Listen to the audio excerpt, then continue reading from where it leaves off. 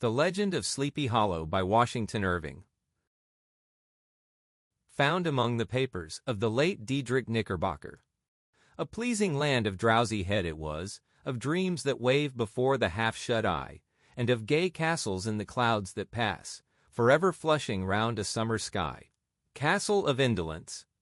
In the bosom of one of those spacious coves which indent the eastern shore of the Hudson, at that broad expansion of the river denominated by the ancient Dutch navigators the Tappan Zee, and where they always prudently shortened sail and implored the protection of St. Nicholas when they crossed, there lies a small market town or rural port, which by some is called Greensburg, but which is more generally and properly known by the name of Tarrytown.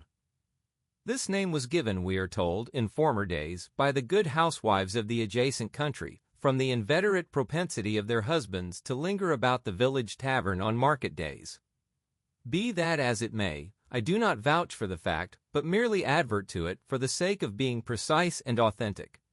Not far from this village, perhaps about 2 miles, there is a little valley or rather lap of land among high hills, which is one of the quietest places in the whole world. A small brook glides through it, with just murmur enough to lull one to repose, and the occasional whistle of a quail or tapping of a woodpecker is almost the only sound that ever breaks in upon the uniform tranquility. I recollect that, when a stripling, my first exploit in squirrel shooting was in a grove of tall walnut trees that shades one side of the valley. I had wandered into it at noontime, when all nature is peculiarly quiet, and was startled by the roar of my own gun, as it broke the Sabbath stillness around and was prolonged and reverberated by the angry echoes. If ever I should wish for a retreat whither I might steal from the world and its distractions, and dream quietly away the remnant of a troubled life, I know of none more promising than this little valley. From the listless repose of the place, and the peculiar character of its inhabitants, who are descendants from the original Dutch settlers, this sequestered glen has long been known by the name of Sleepy Hollow, and its rustic lads are called the Sleepy Hollow Boys throughout all the neighboring country. A drowsy, dreamy influence seems to hang over the land, and to pervade the very atmosphere. Some say that the place was bewitched by a high German doctor during the early days of the settlement, others that an old Indian chief, the prophet or wizard of his tribe, held his powwows there before the country was discovered by Master Hendrik Hudson. Certain it is, the place still continues under the sway of some witching power that holds a spell over the minds of the good people, causing them to walk in a continual reverie. They are given to all kinds of marvelous beliefs, are subject to trances and visions, and frequently see strange sights, and hear music and voices in the air. The whole neighborhood abounds with local tales, haunted spots, and twilight superstitions. Stars shoot and meteors glare oftener across the valley than in any other part of the country, and the nightmare, with her whole ninefold, seems to make it the favorite scene of her gambols. The dominant spirit, however, that haunts this enchanted region, and seems to be commander-in-chief of all the powers of the air, is the apparition of a figure on horseback, without a head. It is said by some to be the ghost of a Hessian trooper, whose head had been carried away by a cannonball in some nameless battle during the Revolutionary War, and who is ever and anon seen by the country folk hurrying along in the gloom of night, as if on the wings of the wind. His haunts are not confined to the valley, but extend at times to the adjacent roads, and especially to the vicinity of a church at no great distance. Indeed, certain of the most authentic historians of those parts, who have been careful in collecting and collating the floating facts concerning this specter, allege that the body of the trooper having been buried in the churchyard, the ghost rides forth to the scene of battle in nightly quest of his head, and that the rushing speed with which he sometimes passes along the hollow, like a midnight blast, is owing to his being belated, and in a hurry to get back to the churchyard before daybreak. Such is the general purport of this legendary superstition, which has furnished materials for many a wild story in that region of shadows, and the specter is known at all the country firesides by the name of the Headless Horseman of Sleepy Hollow. It is remarkable that the visionary propensity I have mentioned is not confined to the native inhabitants of the valley, but is unconsciously imbibed by everyone who resides there for a time. However wide awake they may have been before they entered that sleepy region, they are sure, in a little time, to inhale the witching influence of the air, and begin to grow imaginative, to dream dreams and see apparitions. I mention this peaceful spot with all possible laud, for it is in such little retired Dutch valleys found here and there embosomed in the great state of New York, that population, manners and customs remain fixed, while the great torrent of migration and improvement, which is making such incessant changes in other parts of this restless country, sweeps by them unobserved. They are like those little nooks of still water which border a rapid stream, where we may see the straw and bubble riding quietly at anchor or slowly revolving in their mimic harbor, undisturbed by the rush of the passing current. Though many years have elapsed since I trod the drowsy shades of Sleepy Hollow, yet I question whether I should not still find the same trees and the same families vegetating in its sheltered bosom. In this by place of nature there abode, in a remote period of American history, that is to say, some 30 years since, a worthy wight of the name of Ichabod Crane, who sojourned, or, as he expressed it, tarried, in Sleepy Hollow, for the purpose of instructing the children of the vicinity. He was a native of Connecticut, a state which supplies the Union with pioneers for the mind as well as for the forest, and sends forth yearly its legions of frontier woodmen and country schoolmasters. The cognomen of Crane was not inapplicable to his person. He was tall but exceedingly lank, with narrow shoulders, long arms and legs, hands that dangled a mile out of his sleeves, feet that might have served for shovels, and his whole frame most loosely hung together. His head was small and flat at top, with huge ears, large green glassy eyes, and a long snipe nose, so that it looked like a weathercock perched upon his spindle neck to tell which way the wind blew. To see him striding along the profile of a hill on a windy day, with his clothes bagging and fluttering about him, one might have mistaken him for the genius of famine descending upon the earth, or some scarecrow eloped from a cornfield. His schoolhouse was a low building of one large room, rudely constructed of logs, the windows partly glazed and partly patched with leaves of old copybooks. It was most ingeniously secured at vacant hours by a withe twisted in the handle of the door, and stakes set against the window shutters, so that though a thief might get in with perfect ease, he would find some embarrassment in getting out, an idea most probably borrowed by the architect, Jost van Houten, from the mystery of an eel pot.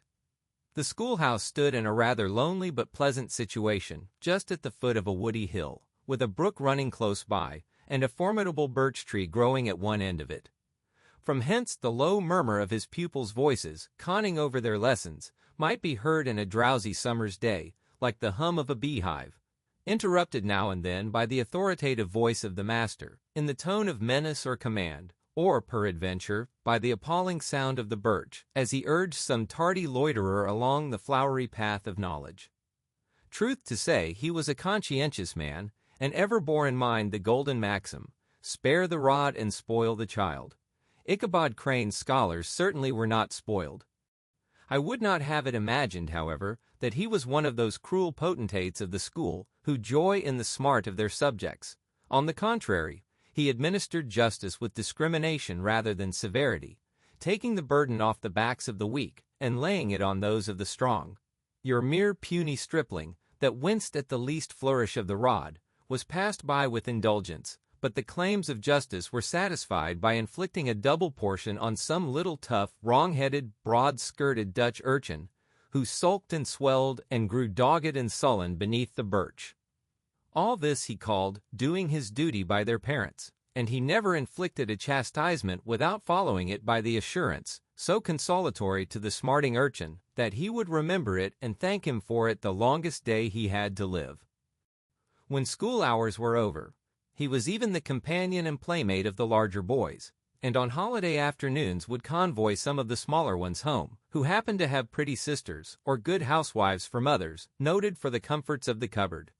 Indeed, it behooved him to keep on good terms with his pupils. The revenue arising from his school was small, and would have been scarcely sufficient to furnish him with daily bread, for he was a huge feeder, and, though lank, had the dilating powers of an anaconda. But to help out his maintenance, he was, according to country custom in those parts, boarded and lodged at the houses of the farmers whose children he instructed. With these he lived successively a week at a time, thus going the rounds of the neighborhood, with all his worldly effects tied up in a cotton handkerchief. That all this might not be too onerous on the purses of his rustic patrons, who are apt to consider the costs of schooling a grievous burden, and schoolmasters as mere drones, he had various ways of rendering himself both useful and agreeable. He assisted the farmers occasionally in the lighter labors of their farms, helped to make hay, mended the fences, took the horses to water, drove the cows from pasture, and cut wood for the winter fire. He laid aside, too, all the dominant dignity and absolute sway with which he lorded it in his little empire, the school, and became wonderfully gentle and ingratiating. He found favor in the eyes of the mothers by petting the children, particularly the youngest, and like the lion bold, which whilom so magnanimously the lamb did hold, he would sit with a child on one knee, and rock a cradle with his foot for whole hours together. In addition to his other vocations, he was the singing master of the neighborhood, and picked up many bright shillings by instructing the young folks in psalmody. It was a matter of no little vanity to him on Sundays to take his station in front of the church gallery with a band of chosen singers, where, in his own mind, he completely carried away the palm from the parson. Certain it is, his voice resounded far above all the rest of the congregation, and there are peculiar quavers still to be heard in that church, and which may even be heard half a mile off, quite to the opposite side of the mill pond, on a still Sunday morning, which are said to be legitimately descended from the nose of Ichabod Crane. Thus, by divers little makeshifts, in that ingenious way which is commonly denominated by hook and by crook, the worthy pedagogue got on tolerably enough, and was thought, by all who understood nothing of the labor of headwork, to have a wonderfully easy life of it. The schoolmaster is generally a man of some importance in the female circle of a rural neighborhood, being considered a kind of idle, gentlemanlike personage, of vastly superior taste and accomplishments to the rough country swains, and, indeed, inferior in learning only to the parson. His appearance, therefore, is apt to occasion some little stir at the tea-table of a farmhouse, and the addition of a supernumerary dish of cakes or sweetmeats, or, peradventure, the parade of a silver teapot. Our man of letters, therefore, was peculiarly happy in the smiles of all the country damsels. How he would figure among them in the churchyard, between services on Sundays, gathering grapes for them from the wild vines that overran the surrounding trees, reciting for their amusement all the epitaphs on the tombstones, or sauntering, with a whole bevy of them, along the banks of the adjacent mill pond, while the more bashful country bumpkins hung sheepishly back, envying his superior elegance and address. From his half-itinerant life also, he was a kind of traveling gazette, carrying the whole budget of local gossip from house to house, so that his appearance was always greeted with satisfaction. He was, moreover, esteemed by the women as a man of great erudition, for he had read several books quite through, and was a perfect master of Cotton Mather's History of New England Witchcraft, in which, by the way, he most firmly and potently believed. He was, in fact, an odd mixture of small shrewdness and simple credulity. His appetite for the marvelous and his powers of digesting it were equally extraordinary, and both had been increased by his residence in this spellbound region. No tale was too gross or monstrous for his capacious swallow. It was often his delight, after his school was dismissed in the afternoon, to stretch himself on the rich bed of clover bordering the little brook that whimpered by his schoolhouse, and there con over old Mather's direful tales, until the gathering dusk of evening made the printed page a mere mist before his eyes. Then, as he wended his way by swamp and stream and awful woodland, to the farmhouse where he happened to be quartered, every sound of nature, at that witching hour, fluttered his excited imagination. The moan of the whippoorwill from the hillside, the boding cry of the tree-toad, that harbinger of storm, the dreary hooting of the screech-owl, or the sudden rustling in the thicket of birds frightened from their roost.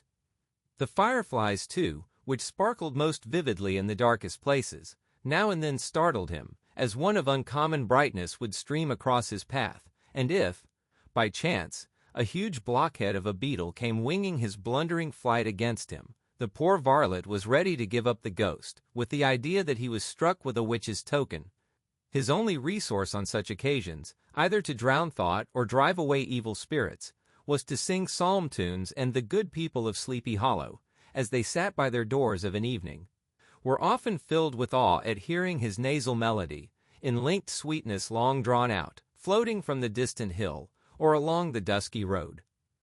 Another of his sources of fearful pleasure was to pass long winter evenings with the old Dutch wives, as they sat spinning by the fire, with a row of apples roasting and spluttering along the hearth, and listened to their marvelous tales of ghosts and goblins, and haunted fields, and haunted brooks, and haunted bridges, and haunted houses, and particularly of the Headless Horseman, or Galloping Hessian of the Hollow, as they sometimes called him. He would delight them equally by his anecdotes of witchcraft, and of the direful omens and portentous sights and sounds in the air, which prevailed in the earlier times of Connecticut, and would frighten them woefully with speculations upon comets and shooting stars, and with the alarming fact that the world did absolutely turn round, and that they were half the time topsy-turvy. But if there was a pleasure in all this, while snugly cuddling in the chimney corner of a chamber that was all of a ruddy glow from the crackling wood fire, and where, of course, no specter dared to show its face, it was dearly purchased by the terrors of his subsequent walk homewards. What fearful shapes and shadows beset his path, amidst the dim and ghastly glare of a snowy night! With what wistful look did he eye every trembling ray of light streaming across the waste fields from some distant window!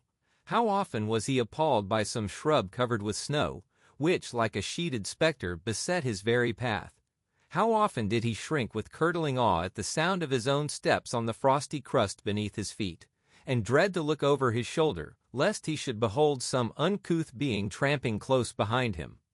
And how often was he thrown into complete dismay by some rushing blast, howling among the trees, in the idea that it was the Galloping Hessian on one of his nightly scourings!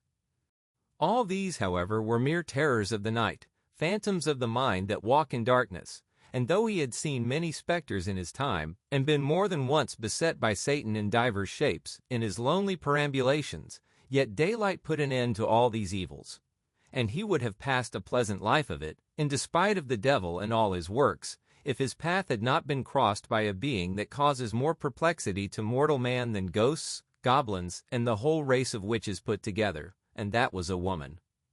Among the musical disciples who assembled one evening in each week to receive his instructions in psalmody was Katrina Van Tassel, the daughter and only child of a substantial Dutch farmer.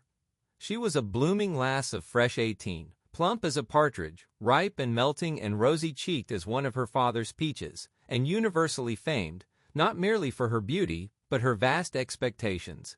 She was withal a little of a coquette, as might be perceived even in her dress, which was a mixture of ancient and modern fashions, as most suited to set off her charms. She wore the ornaments of pure yellow gold, which her great-great-grandmother had brought over from Sardam, the tempting stomacher of the olden time, and withal a provokingly short petticoat, to display the prettiest foot and ankle in the country round. Ichabod Crane had a soft and foolish heart towards the sex, and it is not to be wondered at that so tempting a morsel soon found favor in his eyes, more especially after he had visited her in her paternal mansion. Old Baltus Van Tassel was a perfect picture of a thriving, contented, liberal-hearted farmer. He seldom, it is true, sent either his eyes or his thoughts beyond the boundaries of his own farm, but within those everything was snug, happy, and well-conditioned.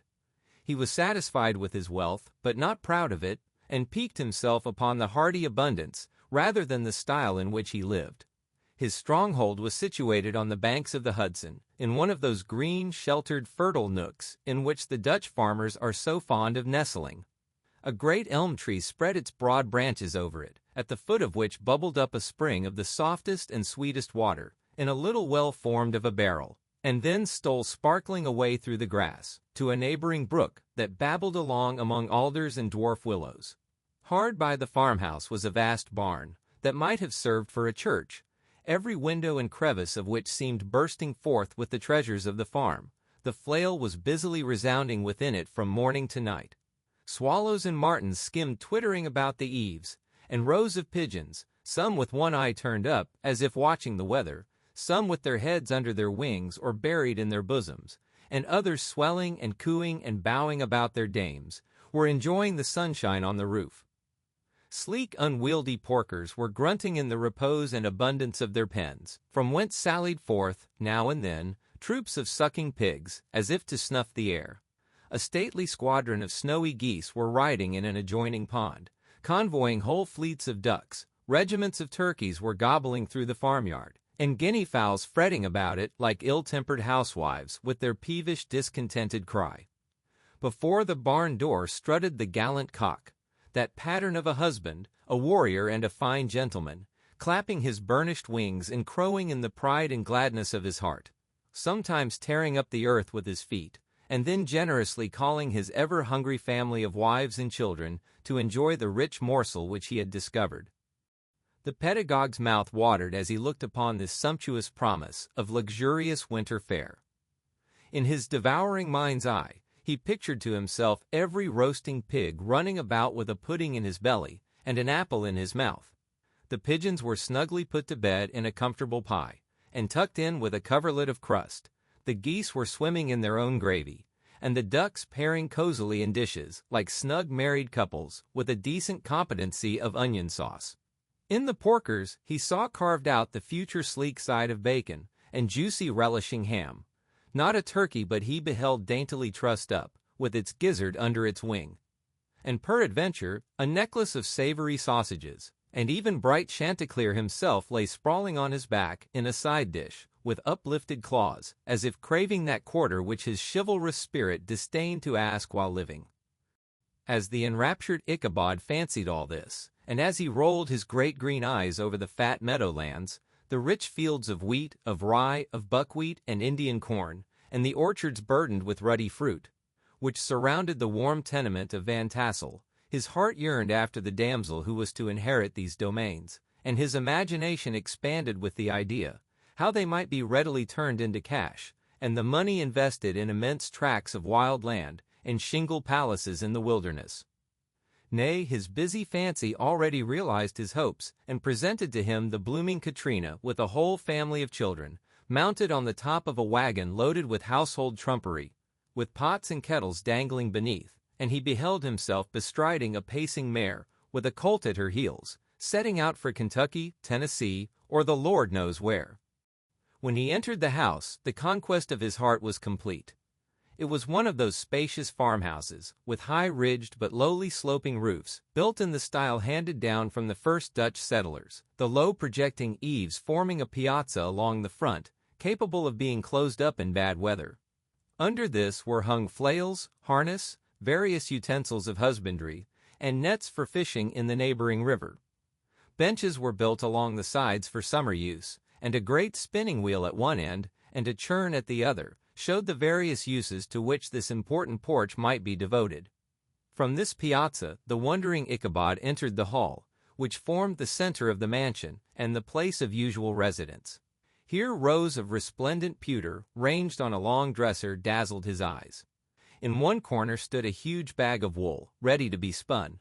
In another, a quantity of linsey-woolsey just from the loom, ears of Indian corn, and strings of dried apples and peaches, hung in gay festoons along the walls, mingled with the gaud of red peppers, and a door left ajar gave him a peep into the best parlor, where the claw-footed chairs and dark mahogany tables shone like mirrors.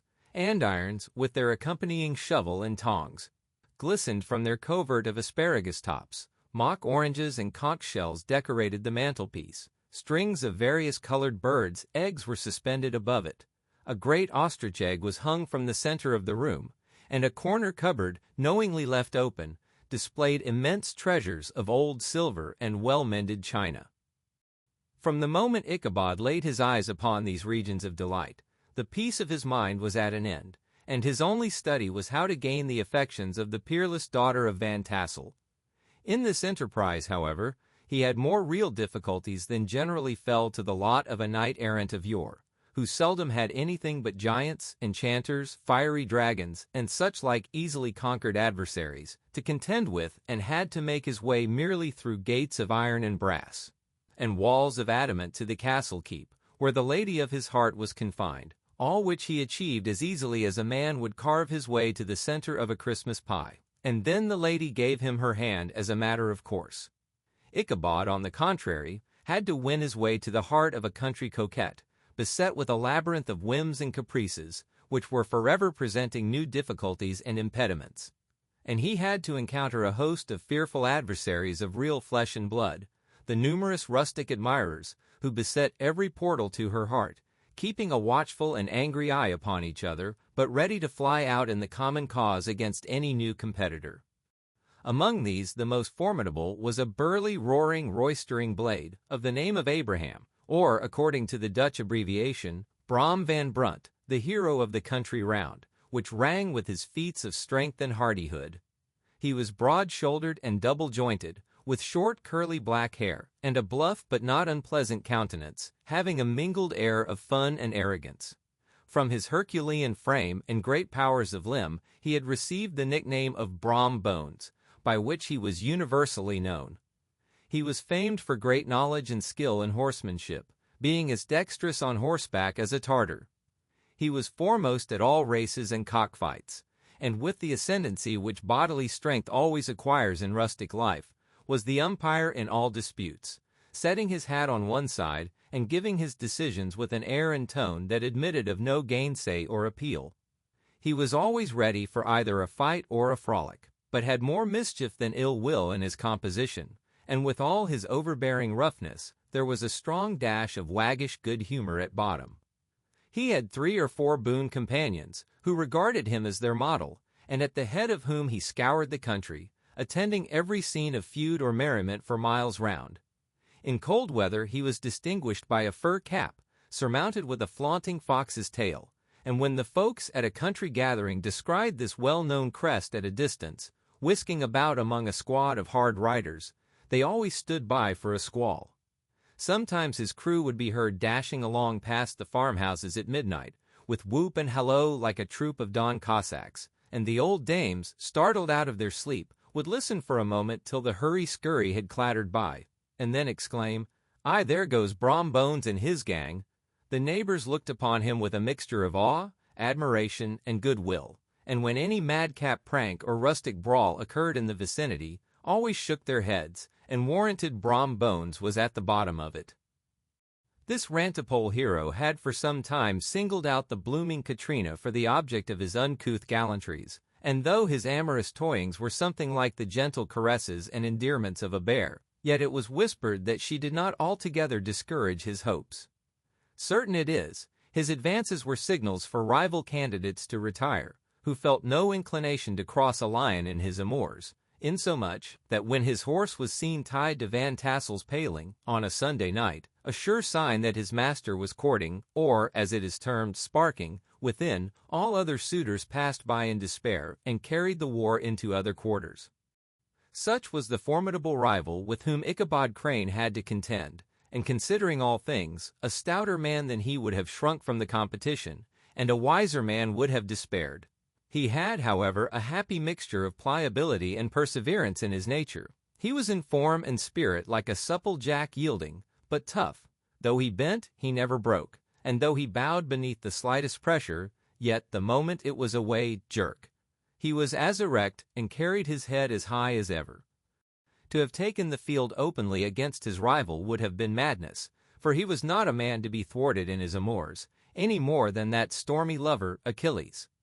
Ichabod, therefore, made his advances in a quiet and gently insinuating manner. Under cover of his character of singing master, he made frequent visits at the farmhouse. Not that he had anything to apprehend from the meddlesome interference of parents, which is so often a stumbling block in the path of lovers. Balt Van Tassel was an easy, indulgent soul. He loved his daughter better even than his pipe, and like a reasonable man and an excellent father, let her have her way in everything. His notable little wife, too, had enough to do to attend to her housekeeping and manage her poultry, for as she sagely observed, ducks and geese are foolish things, and must be looked after, but girls can take care of themselves. Thus, while the busy dame bustled about the house, or plied her spinning wheel at one end of the piazza, honest Balt would sit smoking his evening pipe at the other, watching the achievements of a little wooden warrior, who, armed with a sword in each hand, was most valiantly fighting the wind on the pinnacle of the barn. In the meantime, Ichabod would carry on his suit with the daughter by the side of the spring under the great elm, or sauntering along in the twilight, that hour so favorable to the lover's eloquence. I profess not to know how women's hearts are wooed and won. To me they have always been matters of riddle and admiration. Some seem to have but one vulnerable point, or door of access, while others have 1,000 avenues, and may be captured in 1,000 different ways. It is a great triumph of skill to gain the former, but a still greater proof of generalship to maintain possession of the latter, for man must battle for his fortress at every door and window. He who wins 1,000 common hearts is therefore entitled to some renown, but he who keeps undisputed sway over the heart of a coquette is indeed a hero. Certain it is, this was not the case with the redoubtable Brom Bones, and from the moment Ichabod Crane made his advances, the interests of the former evidently declined. His horse was no longer seen tied to the palings on Sunday nights, and a deadly feud gradually arose between him and the preceptor of Sleepy Hollow. Brom, who had a degree of rough chivalry in his nature, would fain have carried matters to open warfare and have settled their pretensions to the lady, according to the mode of those most concise and simple reasoners, the knights-errant of yore, by single combat, but Ichabod was too conscious of the superior might of his adversary to enter the lists against him. He had overheard a boast of Bones, that he would double the schoolmaster up and lay him on a shelf of his own schoolhouse, and he was too wary to give him an opportunity. There was something extremely provoking in this obstinately pacific system. It left Brom no alternative but to draw upon the funds of rustic waggery in his disposition, and to play off boorish practical jokes upon his rival.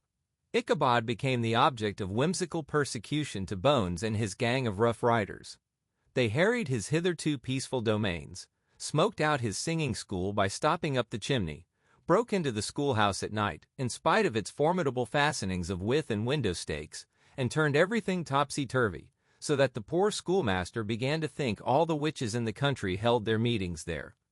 But what was still more annoying, Brom took all opportunities of turning him into ridicule in presence of his mistress, and had a scoundrel dog whom he taught to whine in the most ludicrous manner, and introduced as a rival of Ichabod's, to instruct her in psalmody. In this way matters went on for some time, without producing any material effect on the relative situations of the contending powers. On a fine autumnal afternoon, Ichabod, in pensive mood, sat enthroned on the lofty stool from whence he usually watched all the concerns of his little literary realm. In his hand he swayed a ferule, that scepter of despotic power. The birch of justice reposed on 3 nails behind the throne, a constant terror to evil-doers, while on the desk before him might be seen sundry contraband articles and prohibited weapons, detected upon the persons of idle urchins, such as half-munched apples, pop-guns, whirligigs, fly-cages, and whole legions of rampant little paper gamecocks. Apparently there had been some appalling act of justice recently inflicted, for his scholars were all busily intent upon their books, or slyly whispering behind them with one eye kept upon the master, and a kind of buzzing stillness reigned throughout the schoolroom. It was suddenly interrupted by the appearance of a negro in tow-cloth jacket and trousers, a round-crowned fragment of a hat, like the cap of Mercury, and mounted on the back of a ragged, wild, half-broken colt, which he managed with a rope by way of halter. He came clattering up to the school door with an invitation to Ichabod to attend a merrymaking or quilting frolic, to be held that evening at Mynheer Van Tassel's. And having delivered his message with that air of importance and effort at fine language, which a negro is apt to display on petty embassies of the kind, he dashed over the brook, and was seen scampering away up the hollow, full of the importance and hurry of his mission. All was now bustle and hubbub in the late quiet schoolroom. The scholars were hurried through their lessons without stopping at trifles. Those who were nimble skipped over half with impunity, and those who were tardy had a smart application now and then in the rear to quicken their speed or help them over a tall word. Books were flung aside without being put away on the shelves. Inkstands were overturned, benches thrown down, and the whole school was turned loose an hour before the usual time, bursting forth like a legion of young imps, yelping and racketing about the green in joy at their early emancipation. The gallant Ichabod now spent at least an extra half-hour at his toilet, brushing and furbishing up his best, and indeed only suit of rusty black, and arranging his locks by a bit of broken looking-glass that hung up in the schoolhouse. That he might make his appearance before his mistress in the true style of a cavalier, he borrowed a horse from the farmer with whom he was domiciliated, a choleric old Dutchman of the name of Hans van Ripper, and thus gallantly mounted, issued forth like a knight-errant in quest of adventures. But it is meet I should, in the true spirit of romantic story, give some account of the looks and equipments of my hero and his steed. The animal he bestrode was a broken-down plough-horse, that had outlived almost everything but its viciousness. He was gaunt and shagged with a ewe neck and a head like a hammer. His rusty mane and tail were tangled and knotted with burrs. One eye had lost its pupil and was glaring and spectral, but the other had the gleam of a genuine devil in it. Still, he must have had fire and metal in his day, if we may judge from the name he bore of gunpowder. He had, in fact, been a favorite steed of his master's, the choleric Van Ripper, who was a furious rider, and had infused, very probably, some of his own spirit into the animal, for, old and broken down as he looked, there was more of the lurking devil in him than in any young filly in the country. Ichabod was a suitable figure for such a steed.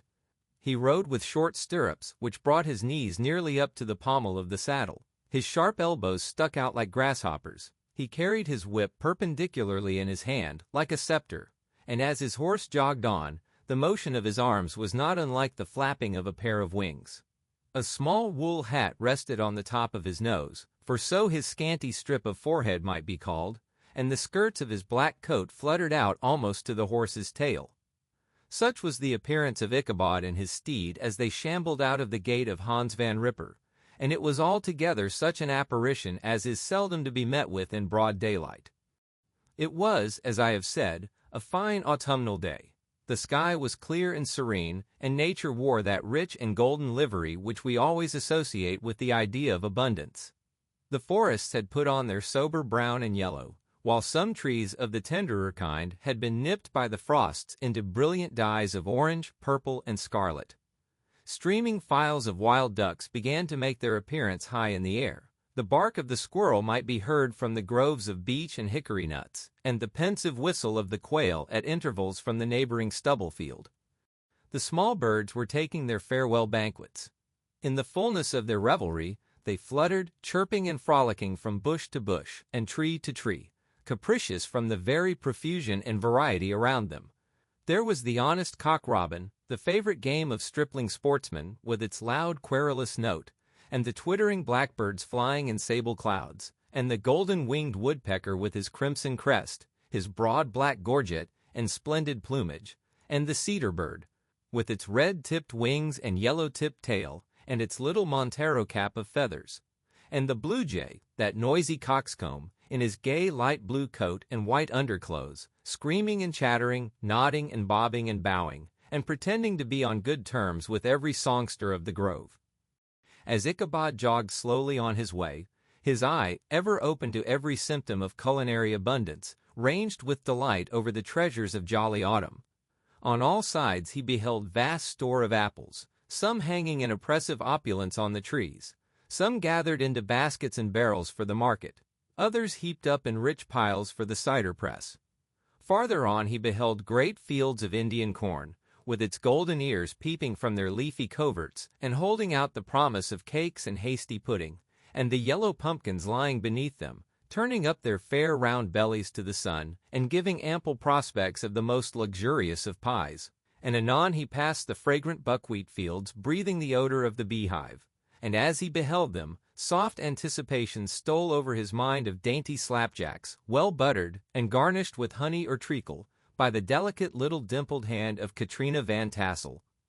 Thus feeding his mind with many sweet thoughts and sugared suppositions, he journeyed along the sides of a range of hills which look out upon some of the goodliest scenes of the mighty Hudson. The sun gradually wheeled his broad disk down in the west. The wide bosom of the Tappan Zee lay motionless and glassy, excepting that here and there a gentle undulation waved and prolonged the blue shadow of the distant mountain. A few amber clouds floated in the sky without a breath of air to move them. The horizon was of a fine golden tint, changing gradually into a pure apple green, and from that into the deep blue of the mid-heaven. A slanting ray lingered on the woody crests of the precipices that overhung some parts of the river, giving greater depth to the dark gray and purple of their rocky sides. A sloop was loitering in the distance, dropping slowly down with the tide, her sail hanging uselessly against the mast, and as the reflection of the sky gleamed along the still water, it seemed as if the vessel was suspended in the air. It was toward evening that Ichabod arrived at the castle of the Heer Van Tassel, which he found thronged with the pride and flower of the adjacent country. Old farmers, a spare leathern-faced race, in homespun coats and breeches, blue stockings, huge shoes, and magnificent pewter buckles.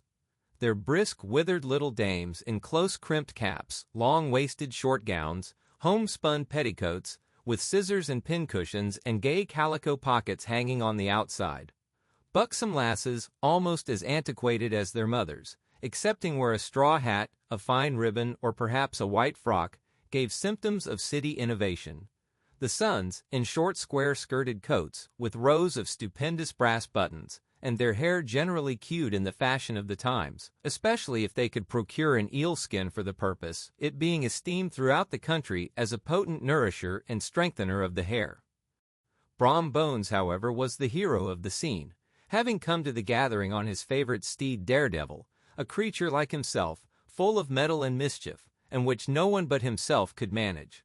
He was, in fact, noted for preferring vicious animals, given to all kinds of tricks which kept the rider in constant risk of his neck, for he held a tractable, well-broken horse as unworthy of a lad of spirit.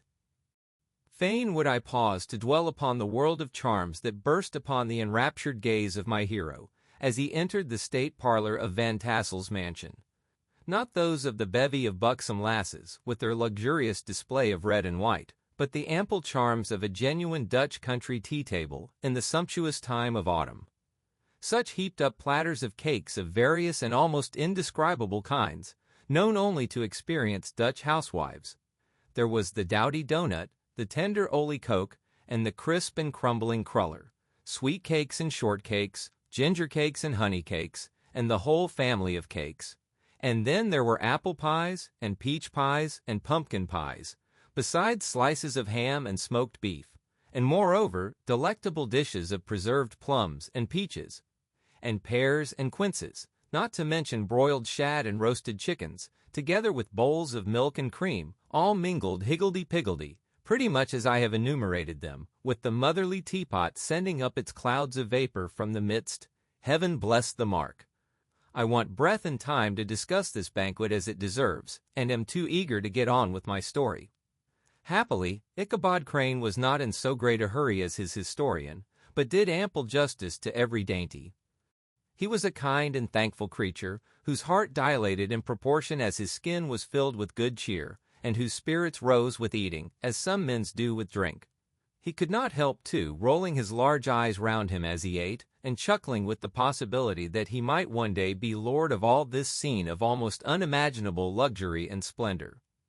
Then, he thought, how soon he'd turn his back upon the old schoolhouse, snap his fingers in the face of Hans Van Ripper and every other niggardly patron, and kick any itinerant pedagogue out of doors that should dare to call him comrade. Old Baltus Van Tassel moved about among his guests with a face dilated with content and good humor, round and jolly as the harvest moon. His hospitable attentions were brief but expressive, being confined to a shake of the hand, a slap on the shoulder, a loud laugh, and a pressing invitation to fall to and help themselves. And now the sound of the music from the common room or hall summoned to the dance. The musician was an old gray-headed Negro, who had been the itinerant orchestra of the neighborhood for more than half a century. His instrument was as old and battered as himself. The greater part of the time he scraped on 2 or 3 strings, accompanying every movement of the bow with a motion of the head, bowing almost to the ground and stamping with his foot whenever a fresh couple were to start. Ichabod prided himself upon his dancing as much as upon his vocal powers. Not a limb, not a fiber about him was idle, and to have seen his loosely hung frame in full motion, and clattering about the room, you would have thought Saint Vitus himself, that blessed patron of the dance, was figuring before you in person. He was the admiration of all the Negroes, who, having gathered, of all ages and sizes, from the farm and the neighborhood, stood forming a pyramid of shining black faces at every door and window, gazing with delight at the scene, rolling their white eyeballs, and showing grinning rows of ivory from ear to ear. How could the flogger of urchins be otherwise than animated and joyous? The lady of his heart was his partner in the dance, and smiling graciously in reply to all his amorous oglings, while Brom Bones, sorely smitten with love and jealousy, sat brooding by himself in one corner. When the dance was at an end, Ichabod was attracted to a knot of the sager folks, who, with old Van Tassel, sat smoking at one end of the piazza, gossiping over former times, and drawing out long stories about the war. This neighborhood, at the time of which I am speaking, was one of those highly favored places which abound with chronicle and great men. The British and American line had run near it during the war. It had, therefore, been the scene of marauding and infested with refugees, cowboys, and all kinds of border chivalry. Just sufficient time had elapsed to enable each storyteller to dress up his tale with a little becoming fiction, and, in the indistinctness of his recollection, to make himself the hero of every exploit. There was the story of Dofue Martling, a large blue-bearded Dutchman, who had nearly taken a British frigate with an old iron 9-pounder from a mud breastwork, only that his gun burst at the 6th discharge. And there was an old gentleman who shall be nameless, being too rich a mynheer to be lightly mentioned, who, in the Battle of White Plains, being an excellent master of defense, parried a musket ball with a small sword, insomuch that he absolutely felt it whiz round the blade, and glance off at the hilt, in proof of which he was ready at any time to show the sword, with the hilt a little bent. There were several more that had been equally great in the field, not one of whom but was persuaded that he had a considerable hand in bringing the war to a happy termination. But all these were nothing to the tales of ghosts and apparitions that succeeded. The neighborhood is rich in legendary treasures of the kind. Local tales and superstitions thrive best in these sheltered, long-settled retreats, but are trampled underfoot by the shifting throng that forms the population of most of our country places. Besides, there is no encouragement for ghosts in most of our villages, for they have scarcely had time to finish their first nap and turn themselves in their graves before their surviving friends have traveled away from the neighborhood, so that when they turn out at night to walk their rounds, they have no acquaintance left to call upon. This is perhaps the reason why we so seldom hear of ghosts except in our long-established Dutch communities. The immediate cause, however, of the prevalence of supernatural stories in these parts was doubtless owing to the vicinity of Sleepy Hollow. There was a contagion in the very air that blew from that haunted region. It breathed forth an atmosphere of dreams and fancies infecting all the land. Several of the Sleepy Hollow people were present at Van Tassel's, and as usual, were doling out their wild and wonderful legends. Many dismal tales were told about funeral trains, and mourning cries and wailings heard and seen about the great tree where the unfortunate Major Andre was taken, and which stood in the neighborhood. Some mention was made also of the woman in white, that haunted the dark glen at Raven Rock, and was often heard to shriek on winter nights before a storm, having perished there in the snow. The chief part of the stories, however, turned upon the favorite specter of Sleepy Hollow, the Headless Horseman, who had been heard several times of late patrolling the country, and, it was said, tethered his horse nightly among the graves in the churchyard. The sequestered situation of this church seems always to have made it a favorite haunt of troubled spirits. It stands on a knoll, surrounded by locust trees and lofty elms, from among which its decent whitewashed walls shine modestly forth, like Christian purity beaming through the shades of retirement. A gentle slope descends from it to a silver sheet of water, bordered by high trees, between which peeps may be caught at the blue hills of the Hudson.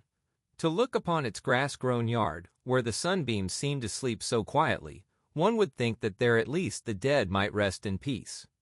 On one side of the church extends a wide woody dell, along which raves a large brook among broken rocks and trunks of fallen trees. Over a deep black part of the stream, not far from the church, was formerly thrown a wooden bridge.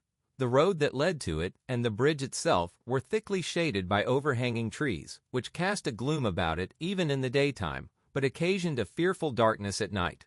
Such was one of the favorite haunts of the Headless Horseman, and the place where he was most frequently encountered. The tale was told of old Brower, a most heretical disbeliever in ghosts, how he met the horseman returning from his foray into Sleepy Hollow, and was obliged to get up behind him, how they galloped over bush and brake, over hill and swamp, until they reached the bridge, when the horseman suddenly turned into a skeleton, threw old Brower into the brook, and sprang away over the treetops with a clap of thunder. This story was immediately matched by a thrice marvelous adventure of Brom Bones, who made light of the galloping Hessian as an errant jockey. He affirmed that on returning one night from the neighboring village of Sing Sing, he had been overtaken by this midnight trooper, that he had offered to race with him for a bowl of punch, and should have won it too, for Daredevil beat the goblin horse all hollow, but just as they came to the church bridge, the Hessian bolted, and vanished in a flash of fire. All these tales, told in that drowsy undertone with which men talk in the dark, the countenances of the listeners only now and then receiving a casual gleam from the glare of a pipe, sank deep in the mind of Ichabod. He repaid them in kind with large extracts from his invaluable author, Cotton Mather, and added many marvelous events that had taken place in his native state of Connecticut, and fearful sights which he had seen in his nightly walks about Sleepy Hollow. The revel now gradually broke up.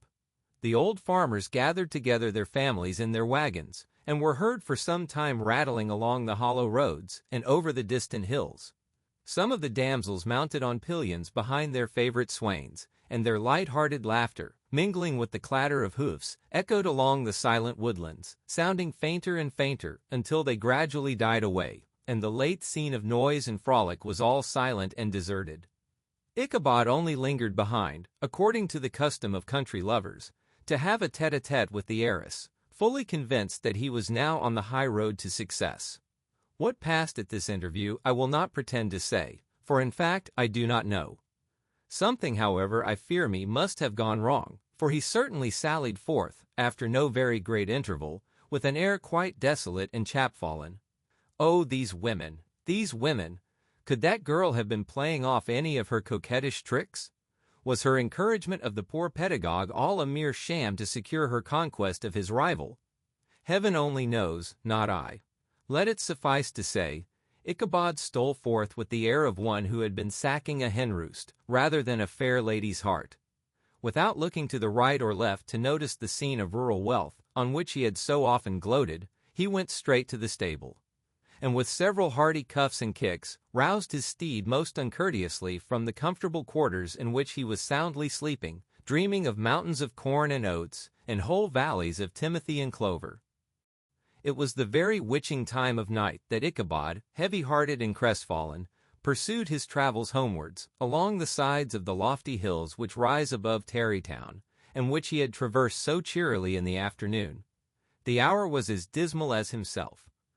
Far below him, the Tappan Zee spread its dusky and indistinct waste of waters, with here and there the tall mast of a sloop, riding quietly at anchor under the land. In the dead hush of midnight, he could even hear the barking of the watchdog from the opposite shore of the Hudson, but it was so vague and faint as only to give an idea of his distance from this faithful companion of man. Now and then, too, the long-drawn crowing of a cock, accidentally awakened, would sound far, far off, from some farmhouse away among the hills, but it was like a dreaming sound in his ear. No signs of life occurred near him, but occasionally the melancholy chirp of a cricket, or perhaps the guttural twang of a bullfrog from a neighboring marsh, as if sleeping uncomfortably and turning suddenly in his bed. All the stories of ghosts and goblins that he had heard in the afternoon now came crowding upon his recollection. The night grew darker and darker, the stars seemed to sink deeper in the sky, and driving clouds occasionally hid them from his sight. He had never felt so lonely and dismal. He was, moreover, approaching the very place where many of the scenes of the ghost stories had been laid. In the center of the road stood an enormous tulip tree, which towered like a giant above all the other trees of the neighborhood, and formed a kind of landmark. Its limbs were gnarled and fantastic, large enough to form trunks for ordinary trees, twisting down almost to the earth, and rising again into the air. It was connected with the tragical story of the unfortunate André, who had been taken prisoner hard by, and was universally known by the name of Major André's tree. The common people regarded it with a mixture of respect and superstition, partly out of sympathy for the fate of its ill-starred namesake, and partly from the tales of strange sights and doleful lamentations told concerning it. As Ichabod approached this fearful tree, he began to whistle. He thought his whistle was answered. It was but a blast sweeping sharply through the dry branches. As he approached a little nearer, he thought he saw something white hanging in the midst of the tree. He paused and ceased whistling, but, on looking more narrowly, perceived that it was a place where the tree had been scathed by lightning, and the white wood laid bare.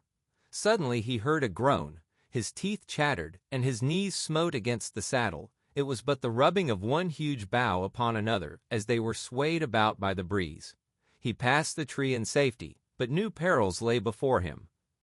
About 200 yards from the tree, a small brook crossed the road and ran into a marshy and thickly wooded glen, known by the name of Wiley's Swamp.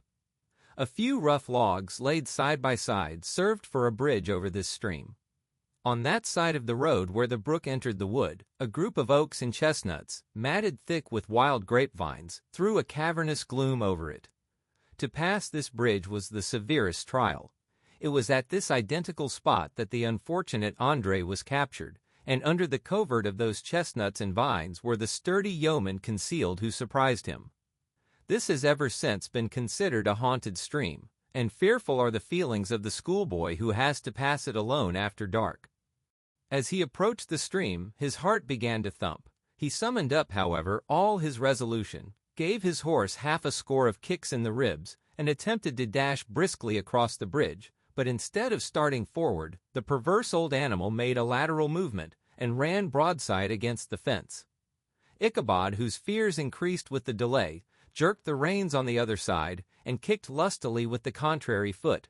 It was all in vain. His steed started, it is true, but it was only to plunge to the opposite side of the road into a thicket of brambles and alder bushes. The schoolmaster now bestowed both whip and heel upon the starveling ribs of old Gunpowder, who dashed forward snuffling and snorting, but came to a stand just by the bridge, with a suddenness that had nearly sent his rider sprawling over his head. Just at this moment, a plashy tramp by the side of the bridge caught the sensitive ear of Ichabod. In the dark shadow of the grove, on the margin of the brook, he beheld something huge, misshapen and towering. It stirred not, but seemed gathered up in the gloom, like some gigantic monster ready to spring upon the traveler. The hair of the affrighted pedagogue rose upon his head with terror. What was to be done? To turn and fly was now too late, and besides, what chance was there of escaping ghost or goblin, if such it was, which could ride upon the wings of the wind? Summoning up, therefore, a show of courage, he demanded in stammering accents, "Who are you?" He received no reply. He repeated his demand in a still more agitated voice. Still there was no answer. Once more he cudgeled the sides of the inflexible Gunpowder, and, shutting his eyes, broke forth with involuntary fervor into a psalm tune. Just then the shadowy object of alarm put itself in motion, and with a scramble and a bound stood at once in the middle of the road. Though the night was dark and dismal, yet the form of the unknown might now in some degree be ascertained. He appeared to be a horseman of large dimensions, and mounted on a black horse of powerful frame. He made no offer of molestation or sociability, but kept aloof on one side of the road, jogging along on the blind side of old Gunpowder, who had now got over his fright and waywardness. Ichabod, who had no relish for this strange midnight companion, and bethought himself of the adventure of Brom Bones with the galloping Hessian, now quickened his steed in hopes of leaving him behind. The stranger, however, quickened his horse to an equal pace. Ichabod pulled up and fell into a walk. Thinking to lag behind, the other did the same. His heart began to sink within him. He endeavored to resume his psalm tune, but his parched tongue clove to the roof of his mouth, and he could not utter a stave.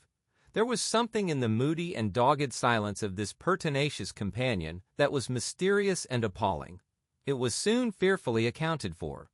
On mounting a rising ground, which brought the figure of his fellow traveler in relief against the sky, gigantic in height, and muffled in a cloak, Ichabod was horror-struck on perceiving that he was headless, but his horror was still more increased on observing that the head, which should have rested on his shoulders, was carried before him on the pommel of his saddle. His terror rose to desperation. He rained a shower of kicks and blows upon Gunpowder, hoping by a sudden movement to give his companion the slip, but the spectre started full jump with him. Away then they dashed through thick and thin, stones flying and sparks flashing at every bound. Ichabod's flimsy garments fluttered in the air as he stretched his long, lank body away over his horse's head in the eagerness of his flight. They had now reached the road which turns off to Sleepy Hollow, But Gunpowder, who seemed possessed with a demon, instead of keeping up it, made an opposite turn and plunged headlong downhill to the left.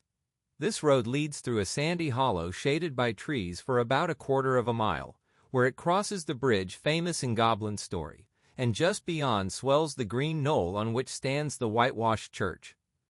As yet the panic of the steed had given his unskillful rider an apparent advantage in the chase, but just as he had got halfway through the hollow, the girths of the saddle gave way, and he felt it slipping from under him. He seized it by the pommel, and endeavored to hold it firm, but in vain, and had just time to save himself by clasping old Gunpowder round the neck, when the saddle fell to the earth, and he heard it trampled underfoot by his pursuer. For a moment the terror of Hans Van Ripper's wrath passed across his mind, for it was his Sunday saddle, but this was no time for petty fears. The goblin was hard on his haunches, and, unskillful rider that he was, he had much ado to maintain his seat, sometimes slipping on one side, sometimes on another, and sometimes jolted on the high ridge of his horse's backbone, with a violence that he verily feared would cleave him asunder. An opening in the trees now cheered him with the hopes that the church bridge was at hand. The wavering reflection of a silver star in the bosom of the brook told him that he was not mistaken. He saw the walls of the church dimly glaring under the trees beyond. He recollected the place where Brom Bones's ghostly competitor had disappeared. "If I can but reach that bridge," thought Ichabod, "I am safe." Just then he heard the black steed panting and blowing close behind him. He even fancied that he felt his hot breath. Another convulsive kick in the ribs, and old Gunpowder sprang upon the bridge. He thundered over the resounding planks. He gained the opposite side, and now Ichabod cast a look behind to see if his pursuer should vanish, according to rule, in a flash of fire and brimstone. Just then he saw the goblin rising in his stirrups, and in the very act of hurling his head at him. Ichabod endeavored to dodge the horrible missile, but too late. It encountered his cranium with a tremendous crash. He was tumbled headlong into the dust, and Gunpowder, the black steed, and the goblin rider passed by like a whirlwind.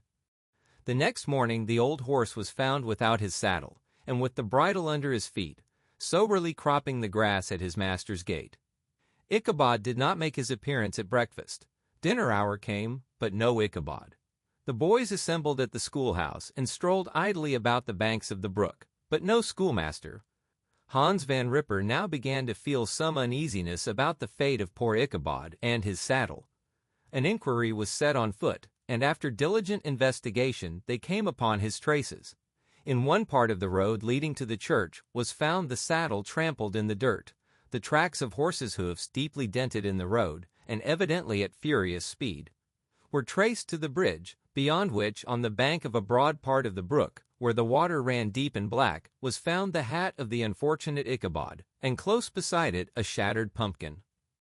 The brook was searched, but the body of the schoolmaster was not to be discovered. Hans Van Ripper, as executor of his estate, examined the bundle which contained all his worldly effects. They consisted of 2 shirts and a half, 2 stocks for the neck, a pair or 2 of worsted stockings, an old pair of corduroy smallclothes, a rusty razor, a book of psalm tunes full of dog's ears, and a broken pitch pipe. As to the books and furniture of the schoolhouse, they belonged to the community, excepting Cotton Mather's History of Witchcraft, a New England almanac, and a book of dreams and fortune-telling, in which last was a sheet of foolscap much scribbled and blotted, and several fruitless attempts to make a copy of verses in honor of the heiress of Van Tassel. These magic books and the poetic scrawl were forthwith consigned to the flames by Hans Van Ripper, who, from that time forward, determined to send his children no more to school, observing that he never knew any good come of this same reading and writing. Whatever money the schoolmaster possessed, and he had received his quarter's pay but a day or 2 before, he must have had about his person at the time of his disappearance. The mysterious event caused much speculation at the church on the following Sunday. Knots of gazers and gossips were collected in the churchyard, at the bridge, and at the spot where the hat and pumpkin had been found.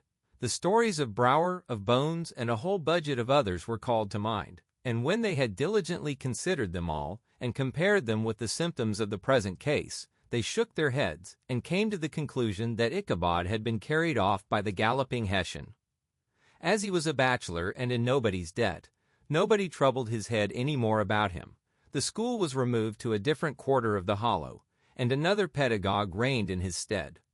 It is true, an old farmer who had been down to New York on a visit several years after, and from whom this account of the ghostly adventure was received, brought home the intelligence that Ichabod Crane was still alive, that he had left the neighborhood partly through fear of the goblin and Hans Van Ripper, and partly in mortification at having been suddenly dismissed by the heiress, that he had changed his quarters to a distant part of the country, had kept school and studied law at the same time, had been admitted to the bar, turned politician, electioneered, written for the newspapers, and finally had been made a justice of the 10-pound court. Brom Bones, too, who, shortly after his rival's disappearance, conducted the blooming Katrina in triumph to the altar, was observed to look exceedingly knowing whenever the story of Ichabod was related, and always burst into a hearty laugh at the mention of the pumpkin, which led some to suspect that he knew more about the matter than he chose to tell. The old country wives, however, who are the best judges of these matters, maintain to this day that Ichabod was spirited away by supernatural means, and it is a favorite story often told about the neighborhood round the winter evening fire. The bridge became more than ever an object of superstitious awe, and that may be the reason why the road has been altered of late years, so as to approach the church by the border of the mill pond. The schoolhouse being deserted soon fell to decay, and was reported to be haunted by the ghost of the unfortunate pedagogue, and the plowboy, loitering homeward of a still summer evening, has often fancied his voice at a distance, chanting a melancholy psalm tune among the tranquil solitudes of Sleepy Hollow. The End.